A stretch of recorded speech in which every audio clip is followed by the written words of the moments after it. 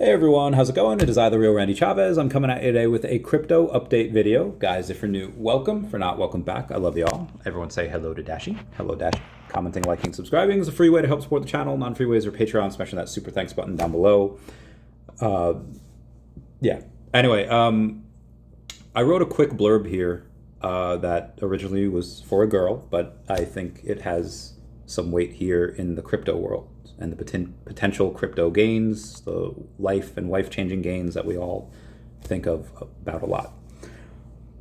There's a certain sign of light, winter afternoons, that oppresses like the heft of cathedral tunes. No, that's not mine.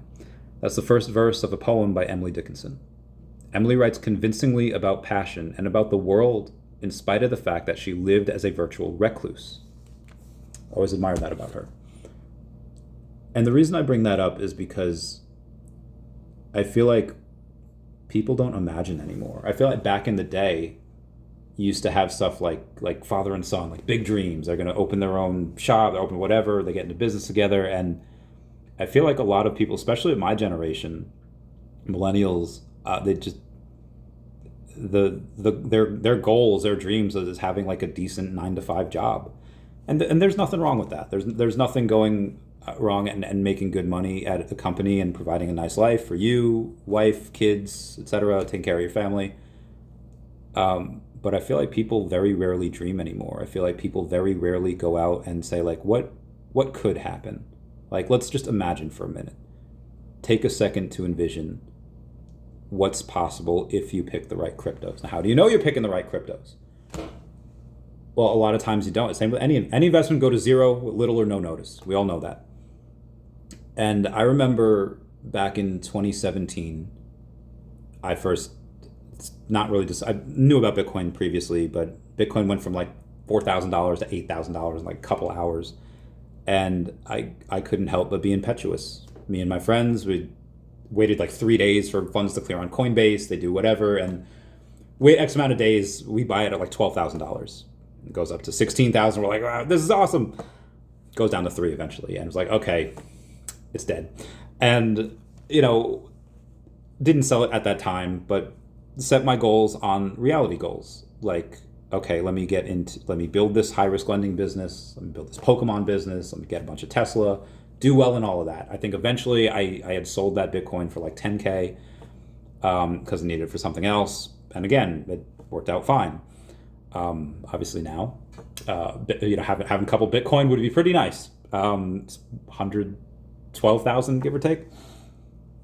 So I take a look at when was the next time, I got in. You all know the story. And my favorite video was how OMI made me a millionaire.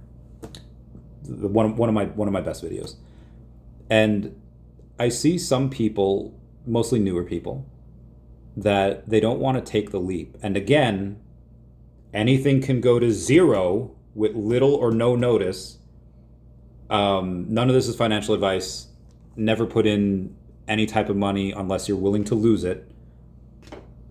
That being said, I remember being scared in 23 about like my only biggest bet at that time was OMI, which was not doing that well. And I was like, okay, let me branch out to other stuff. And I know not everyone else can have a YouTube channel and interview the CEOs and really interview them on camera, off camera, etc. But I feel like that's part of the reason why I'm here for, is to kind of wade through a lot of the crap that's out there. Because most of the crypto that is out there is crap. And when I think about not investing, and let's say like something like Definity, that they went up 40% in a day today, which is wild, and they're still at like under a $4 million market cap. They're doing hundreds of thousands each month. $4 million market cap. It is insane. And then you have something like DEVVE. Their sharding technology could do T+0 settlement time transactions instant. That is going to revolutionize the way that world finance is done. So much so that it's been speculated that Tom Anderson, the founder, might win a Nobel for it, and I think he might. All of this to say that what happens when something like Definity does 100x and you didn't invest? And again, it's anything can go to zero anymore. I feel like I've said that enough now. Again, try to envision what could happen. Crypto is one of the only places where I've seen that you could put in $1,000 and walk away with 100K in a year.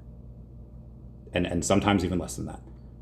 Because things go crazy. As much as they can go down with little to no notice, they can go crazy with little to no notice. And sometimes for no reason, like at all. It just pops off a little bit, green candles, we get more green candles, and it goes nuts. So again, when I was first looking at Definity a couple of years ago, I was up late working one night, and I realized that what I have read and talked about great literature, from actual American literature to manga to comics. Yes, I think it all counts. These stories are replete with characters that let opportunities slip them by. And what I talk about here on my channel, what I write about now in comics, and what I teach others is more than just the lessons from those literature. It's lessons in life. And if I don't follow the tenets of those lessons, then I'm not the man who I thought I was or who I wanted to be. And I said, like, okay, let's do it. Let's go all in. And spent a nice amount of money on Definity. And spent not as much money, decent amount on DEVVE. DeCat, building these IPs. And because I would not be able to live with myself. And again, I know the reason not to do it is just like, what if it goes down? What if it goes to zero? And how do you know you're in the right crypto? If you are, there's a scene from House where Dr. Cuddy is looking at a bunch of files of who's going to be her sperm donor because she wants a kid really badly. And she goes in and she picks this file for whatever reason, and she's like, listen, all four of his grandparents are still alive, half of his great-grandparents are still alive. Dude's genes are great. The next scene, Dr. House is interviewing someone who's like the biggest dweeb on earth. It's like, bro. And says, Dr. Cuddy, can you come in here for a minute? And he goes to the patient, like, what was your name again? And the patient's like, my name's blah, blah, blah. And Dr. Cuddy's like, oh God, that's the dude whose sperm I picked. And then Dr. House follows her out and he says, know who you're getting into bed with. That pertains to sperm donors, and that pertains to crypto companies. Know who you're getting into bed with, know who the CEO is. If you're looking at getting into a crypto and the creator of it isn't doxxed and hides behind a PFP, and I would never invest in something like that. If it's like for fun because a friend said, hey, look, meme funny, sure, I'll throw $1,000 at it because that means nothing to me. But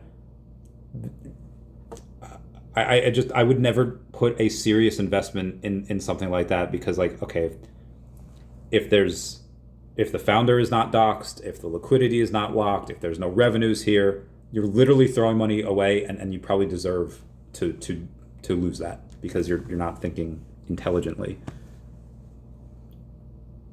From VeVe and OMI to DEVVE to Definity, all generating revenue, all have incredible technologies, all just disruptive, innovative companies in their own right. Does DeCat fit in there? We're trying. But I will only make 5-figure bets on companies like that. And DeCat, like, okay, well, that contract is completely renounced. Liquidity's locked for 997 years.